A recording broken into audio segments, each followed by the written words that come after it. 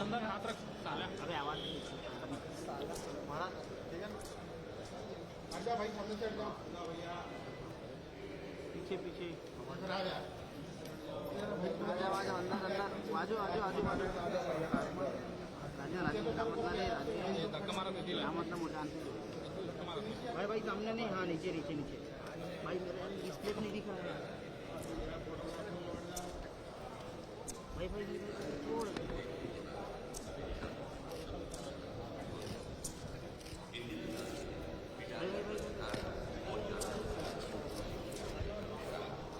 अगर अमेरिकियों ने एक ही गोली चलाई या अमेरिकी बंगाल की खाड़ी में बैठने के अलावा कुछ और करते तो हाँ, तीसरा विश्व युद्ध शुरू हो सकता। लेकिन आपको सच बताऊं, मेरे दिमाग में एक बार भी ये डर नहीं आया। इतनी बड़ी जीत के बाद बांग्लादेश की समझौते पर उन्होंने कोई हस्तक्षेप नहीं किया, युद्धबंदियों को लौटाया और शांति की पहल कर शिमला समझौता किया।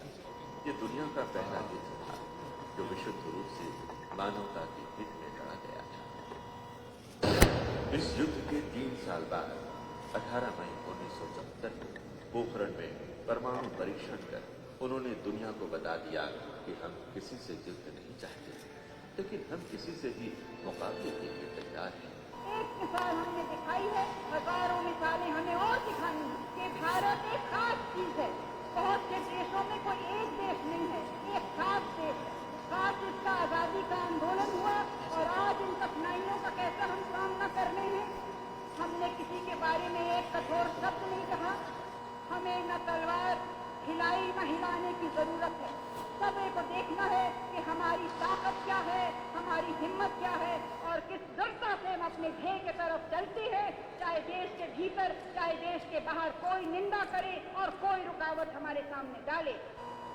बैंक, खदान, तेल कंपनियों का राष्ट्रीयकरण और पूर्व रियासतों को मिलने वाले बिजली लाभ, ट्रेन बस का खात्मा जैसे जनता के हक में ऐतिहासिक फैसलों ने उन्हें समाज के आखिरी आदमी का नेता बना दिया।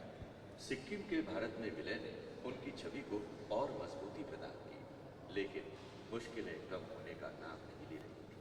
1975 में जब देश आंतरिक और बाह्य षड्यंत्रों से घिरा हुआ था, तब अपनी ही विचारधारा के विरुद्ध जाकर इंदिरा गांधी को देश में आपातकाल की घोषणा करने पर मजबूर होना पड़ा। लेकिन जब उन्हें लगा कि भारत की लोकतांत्रिक आस्था पर सवाल उठे तो तुरंत अपनी सरकार छोड़ और देश में चुनाव करवाए। इंदिरा गांधी 1977 में चुनाव हार गई।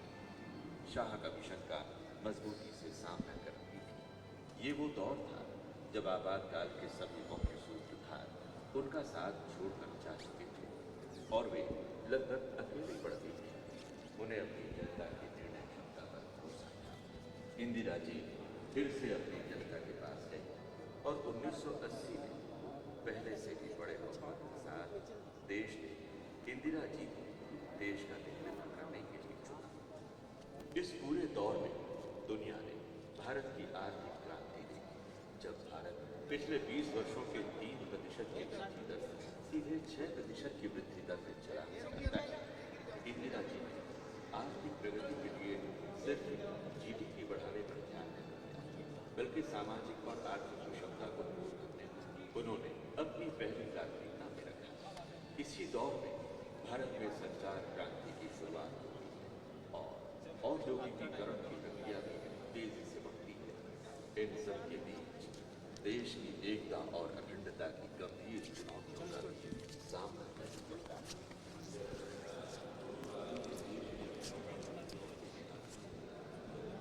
बड़े भारी निर्णय से ऑपरेशन ये जानती है कि इसकी कीमत उन्हें अपने जान जब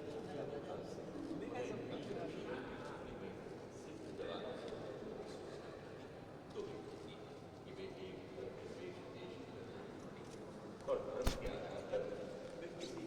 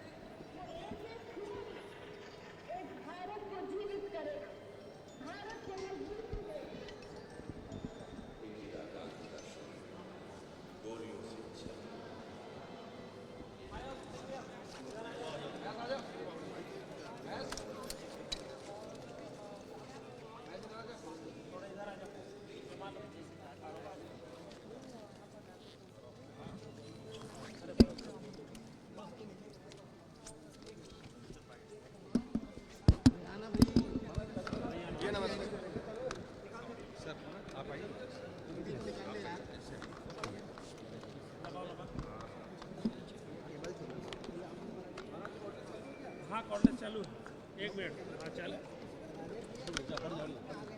दे दो ना भाई ये आज प्रदर्शनी का आपने उद्घाटन किया है, क्या कुछ इस प्रदर्शनी में? आज स्वर्गीय श्रीमती इंदिरा गांधी जी का और सरदार पटेल जी का जयंती है।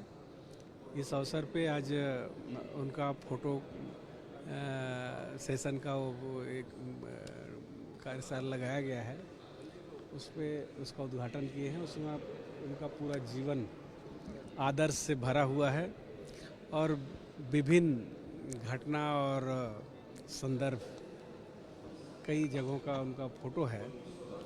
उसका आज यहाँ पर एग्जीबिशन लगाया गया है, उसका उद्घाटन किए हैं और इसको लोग देख करके सीखेंगे। इंदिरा जी का जीवन जिस प्रकार से प्रेरणा से भरा हुआ है, तमाम चुनौतियों के बावजूद कभी भी वो डगमगाई नहीं और बल्कि हिंदुस्तान को नए शिखर में पहुंचाने का काम उन्होंने किया। पाकिस्तान से बांग्लादेश का अलग करना, उसका गठन करना कोई आम बात नहीं था, वो केवल और केवल इंदिरा जी का साहस का परिचय है। उसी प्रकार सरदार पटेल जी के बारे में भी जितने छोटे छोटे साम्राज्य को हिंदुस्तान में उन्होंने आज़ादी के बाद विलय कराया, वो भी एक बहुत ही कठोर डिसीजन था, इम्प्लीमेंट कराया। वो भी पूरा उनका जीवन भी प्रेरणा से भरा हुआ है। दोनों को बहुत श्रद्धांजलि अर्पित करते हैं, उनको नमन करते हैं। कल से राष्ट्रीय आदिवासी नृत्य महोत्सव हो रहा है, कई देशों के कलाकार हैं वहाँ आ रहे हैं हर्षोल्लास के साथ। इस बार का राज्योत्सव बहुत ऐतिहासिक और ज़बरदस्त रहेगा। आयोजन के मामले में लगातार आदिवासी नृत्य महोत्सव भी हिट होते जा रहा है। पूरे देश और विदेश तक इसकी धमक है। इस बार माननीय मुख्यमंत्री जी ने 1 नवंबर राज्य स्थापना के दिन ही प्रदेश को एक बड़ा सौगात दिया है। किसानों का सबसे बड़ा त्यौहार किसान धान खरीदी त्यौहार 1 नवंबर से ही शुरू हो रहा है। किसान भाइयों को बहुत बधाई।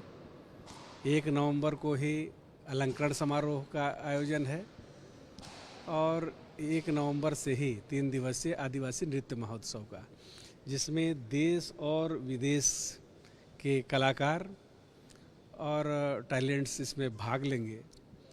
ये अवसर है जब छत्तीसगढ़ की संस्कृति को, यहाँ के ऐतिहासिक धरोहर को देश और दुनिया जान सकेगा। और तेजी से इस दिशा में माननीय मुख्यमंत्री भूपेश बघेल जी आगे बढ़ रहे हैं। अन्य प्रदेश और देश बल्कि पूछता है कि छत्तीसगढ़ में इस आयोजन का उद्देश्य क्या है। तो उद्देश्य सबके सामने है कि छत्तीसगढ़ को लोग जाने। अभी तक छत्तीसगढ़ के बारे में केवल एक परसेप्शन था कि छत्तीसगढ़ नक्सली गढ़ है। यहाँ नक्सलियों का एक तरफा उनका बोलबाला है, लेकिन कोई छत्तीसगढ़ आ रहा है, जब उनकी मेहमानबाजी यहाँ हो रहा है, स्वागत हो रहा है और यहाँ के बारे में लोग जानकारी ले रहे हैं, तो उनको पता चल रहा है कि छत्तीसगढ़ देश और दुनिया में एक अलग पहचान रखता है। और विदेशी कलाकार भी जब उतर रहे हैं तो बोल रहे हैं कि छत्तीसगढ़िया सबसे बढ़िया। ये छत्तीसगढ़ के लिए बहुत सकारात्मक एक लेसन है, एक पॉजिटिव साइनिंग है कि छत्तीसगढ़ आने वाले समय में बहुत आगे बढ़ेगा। बीजेपी को गौरव दिवस मनाने की जरूरत क्या पड़ रही, क्यों वो हिस्सा नहीं ले रहा? उन्होंने राज्योत्सव के गौरव दिवस मनाने की बात कह रहे हैं। भारतीय जनता पार्टी के पास कुछ बोलने के लिए रहा नहीं और आदिवासियों का खुशियाँ, आदिवासियों का त्यौहार, आदिवासियों में प्रसन्नता उनको पच नहीं रहा है। आखिर आदिवासी इतने खुश क्यों हो रहे हैं? आदिवासी इतने प्रसन्न क्यों हैं, ये उनके गले नहीं उतर रहा है। इनको 15 साल का समय मिला था, इनको भी आयोजन कराना था, लेकिन इनके जो प्रायोरिटी में कहीं भी आदिवासी नहीं थे। चाहे संवैधानिक अधिकार हो, चाहे आयोजन की बात हो। माननीय भूपेश बघेल जी मुख्यमंत्री बनने के पश्चात आदिवासियों को कई मौक़ों पे उनका दिल जीता है, उनको खुशियाँ मनाने का अवसर दिया है। सबसे पहले 9 अगस्त को विश्व आदिवासी दिवस का उन्होंने छुट्टी घोषित करके लोगों को एक अवसर प्रदान किया त्यौहार मनाने का, और लगातार तीसरे वर्ष राष्ट्रीय आदिवासी नृत्य महोत्सव का आयोजन करके आदिवासी संस्कृति को, छत्तीसगढ़ की संस्कृति को शिखर तक पहुंचाने का काम किया है। निश्चित रूप से आदिवासियों के लिए बहुत गौरव की बात है, और जितना प्रशंसा, जितना हम उनके प्रति आभार व्यक्त करेंगे, शब्द नहीं है हमारे पास। 20 क्विंटल धान खरीदने के लिए बीजेपी कह रही है, सरकार 20 क्विंटल धान खरीदे सरकार। देखिए, भारतीय जनता पार्टी के पास मैंने कहा ना, कोई मुद्दा नहीं है, केवल विपक्ष में इसलिए विरोध करना है। इनको 15 साल का समय मिला था, कभी इन्होंने 20 क्विंटल खरीदा क्या? कभी ये 70 लाख मीट्रिक टन से ऊपर खरीदे क्या? और हमारी ओपनिंग धान खरीदी का सरकार में आने के बाद पहला ओपनिंग 82 लाख मीट्रिक टन का, दूसरे साल 84 लाख मीट्रिक टन, पिछले वर्ष हमने खरीदा 98 लाख मीट्रिक टन, और इस वर्ष जो खरीदने की जा रहे हैं वो 110 लाख मीट्रिक टन। तो हमारे कहीं ये जोड़ में है क्या? कहीं नहीं लगते। इसलिए उल जुलूल की बात कर रहे हैं, केवल गलतफहमी पैदा करके और लोगों को के बीच में भ्रम पैदा करने का कोशिश, और इस आयोजन का विरोध करके तो ये आदिवासियों के प्रति इनका क्या भावना है उसको प्रदर्शित कर रहे हैं।